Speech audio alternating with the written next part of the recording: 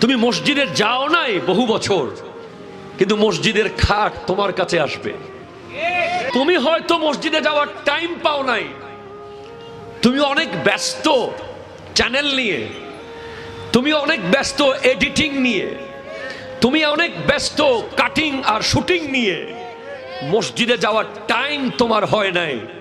But মসজিদের খাট কিন্তু এক সেকেন্ড দেরি করবে না তোমার কাছে আসতে, অন টাইম তোমার ঘরের দুয়ারে হাজির হয়ে যাবে এবং তোমাকে নিয়েই সে কবরস্থানে যাবে। ঠিক কিনা কথা বলে?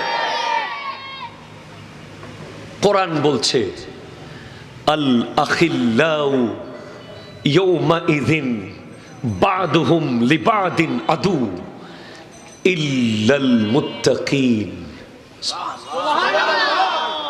এই দু একদিন আগে একটা মোটর বাইক আসছে না বাজারে, যাই হোক রয়্যাল নামে, হ্যাঁ একটা মোটর বাইক এসেছে। দেখলাম অনেক যুবকরা ভিড় করছে যে আমার লাইফের স্বপ্ন আজকে পূরণ হচ্ছে। অনেকে বলছে আমার বহু দিনের আশা যে এই বাইকটা আমি নেব।